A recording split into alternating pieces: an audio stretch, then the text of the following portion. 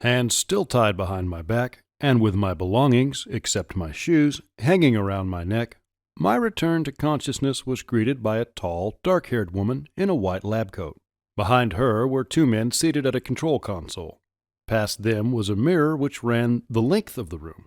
I instantly guessed correctly that it was of the two-way variety. When she saw my wretched visage, she dropped her coffee, and the ceramic mug shattered, spilling its light brown contents everywhere. "Jesus, look at this one!" she exclaimed. I rose slowly, owing to the restraints and the duffel bag around my neck. In doing so, I caught a glimpse of myself in the mirror. I was shocked at my own reflection.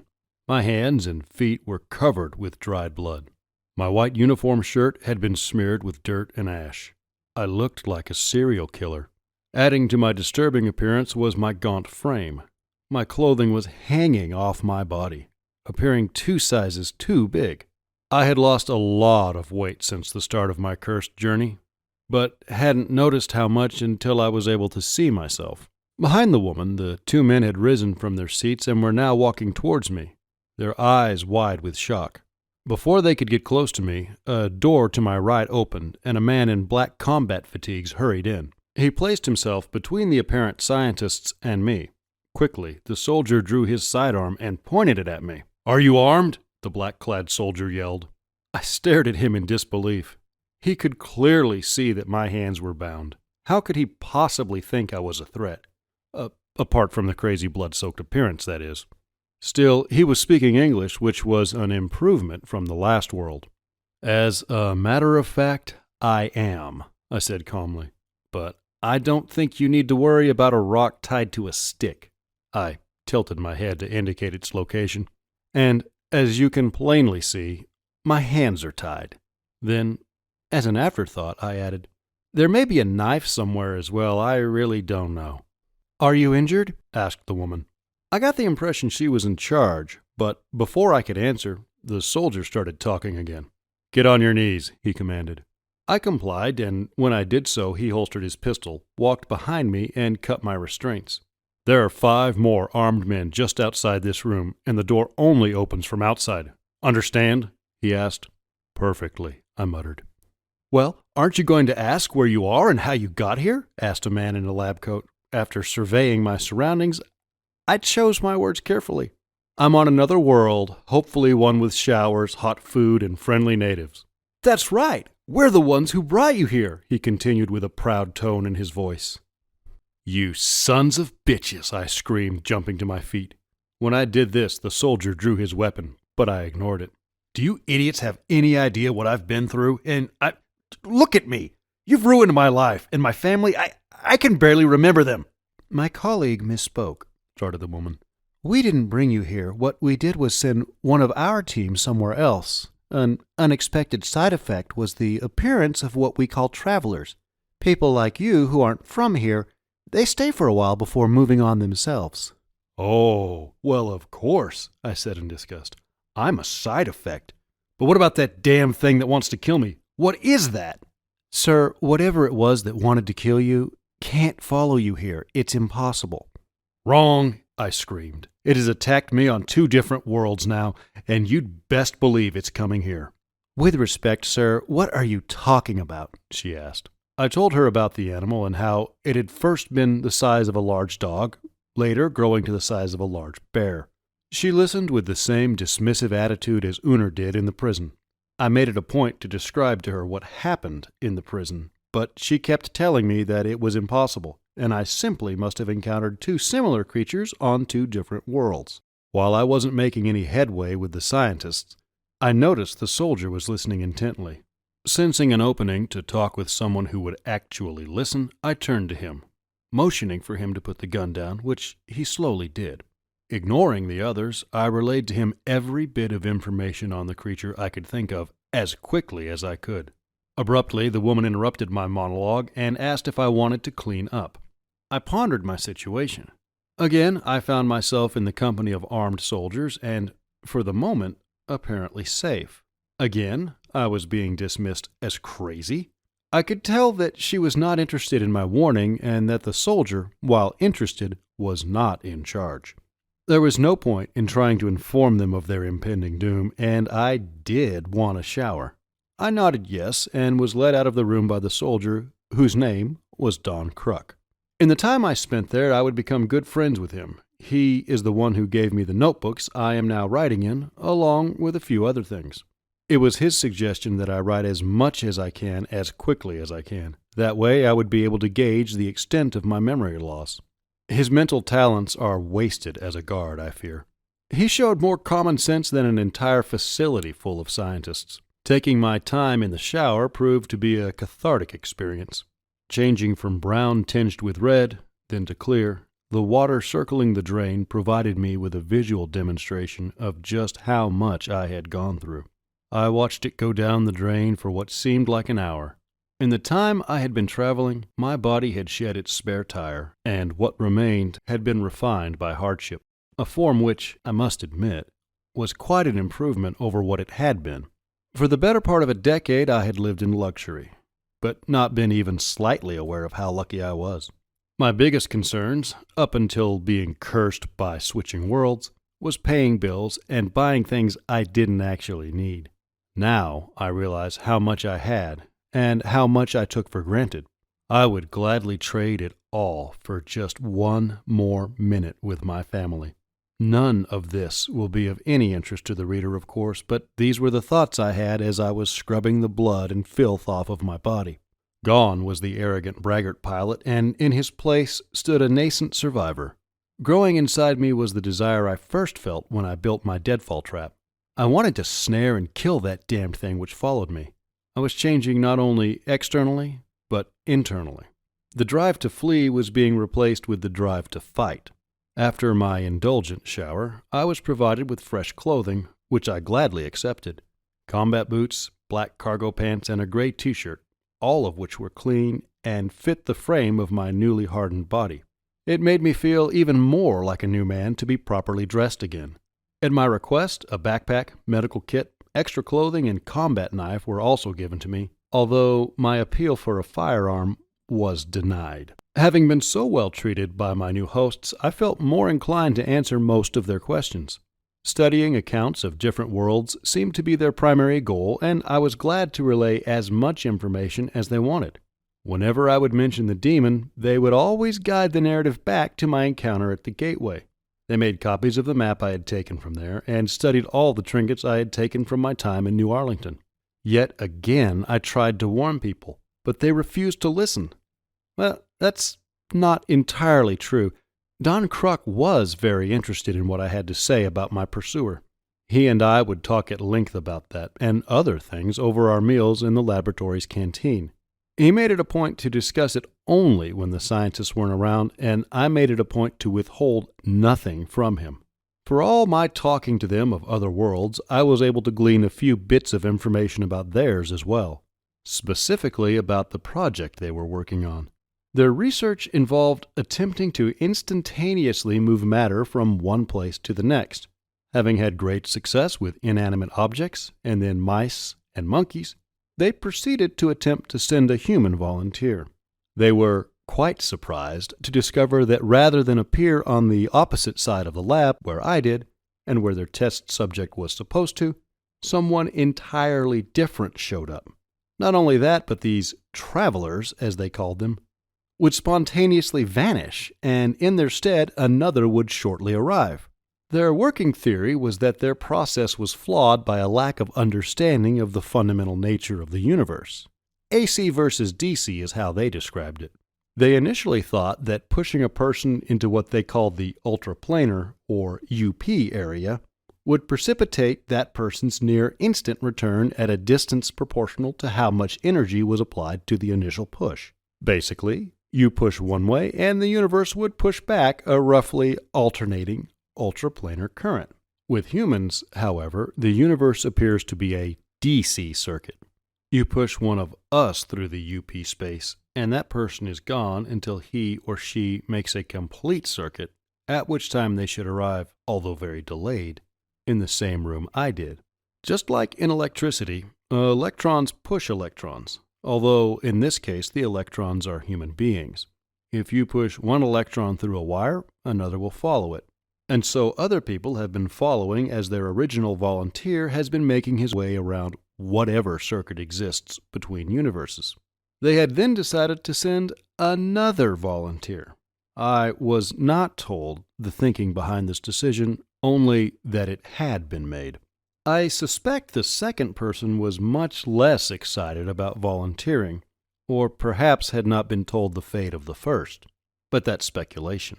When they did so, they expected to see a second traveler appear, but none did.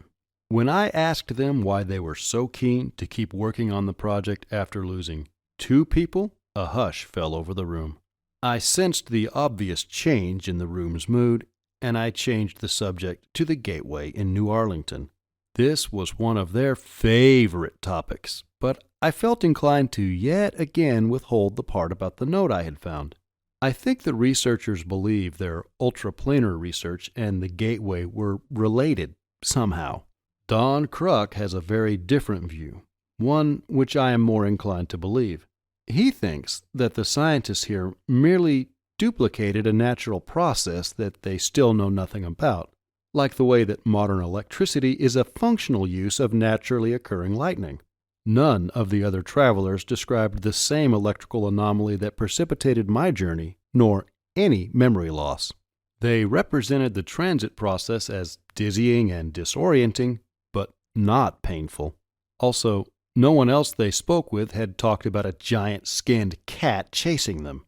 I feel like that would have been the first topic anyone in my situation would want to discuss. Mr. Kruk proved to be a true friend during my time there.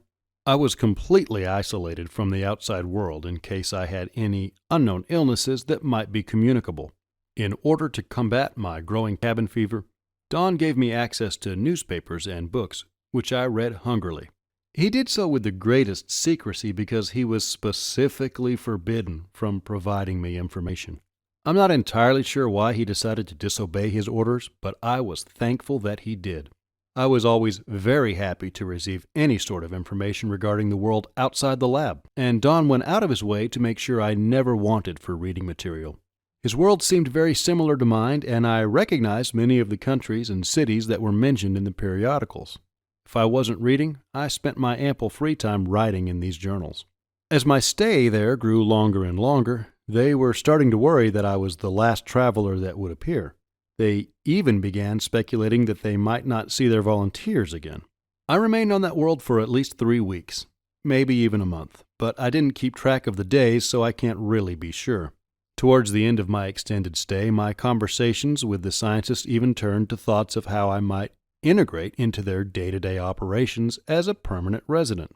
They soon had other worries, trouble of the carnage and mayhem variety. The morning of my final day in the lab complex found me eating breakfast with Mr. Kruk, as had become our regular habit. Our discussion had turned to his home and his kids. He told me he had 2 children, a girl and an infant son. When he did so, I was able to recall that I have 3 children, 2 boys and a girl, though their names eluded me. An image of my daughter dancing and smiling entered my mind. It was something I didn't even know I had forgotten, but the recovered memory of her warmed my heart. It gave me hope that I could possibly regain all my memories if I stayed in the facility for a long enough time. Perhaps, Mr. Kruk proffered, the effect that moving between worlds was having on my memory was temporary and would subside with an extended refrain from traveling. I was very much encouraged by this possibility, and we went to find one of the scientists to tell them of the change in my mentation. As we walked down the corridor which ran the length of the complex, the lights changed from white to red, and 3 loud chimes were heard. Mr. Kruk became quite excited and told me that he had to go alone to the lab, that the 3 chimes meant that another traveler had arrived.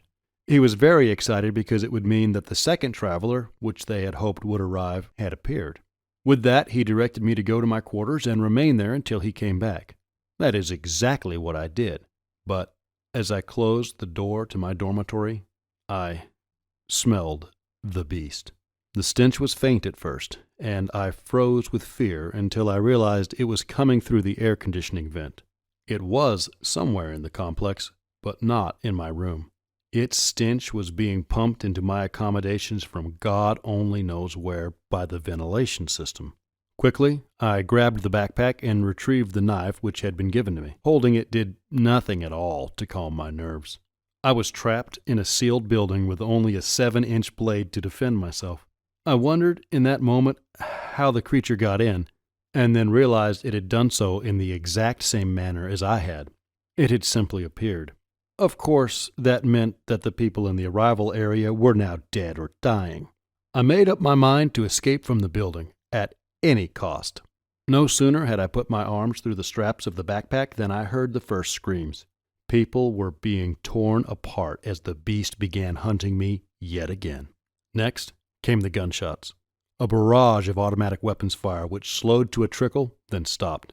Gripping my knife like an ice pick, I crouched just inside the doorway, waiting. If the door opened, I planned on hurling myself at the beast. Perhaps the element of surprise would afford me the opportunity I needed to kill the damn thing once and for all. I remember thinking that this was it. This was the final moment that would determine my fate. My muscles tensed when I heard excited yelling just outside my door. It must be close, I thought. It must be picking its way through the last few survivors outside. You can imagine my surprise when I heard Don Kruk yelling at me to stay in my room until they were sure it had retreated. When I didn't respond, he yelled for me again, and I quickly voiced my intention to comply. I waited, but not patiently. A few minutes passed, and 3 knocks at my door announced the return of Security Chief Kruk. "How many are dead?" I asked as I opened the door. 3, he responded. 2 of my men and Lisa, the program director. "Did you kill it?" I asked. "No, it left. It just sort of dissolved into light and disappeared," he admitted with a degree of shame. "Listen to me, Don," I told him, and I remember these next words clearly. "It will be back, and it will kill again. I tried to warn your people. I'm sorry."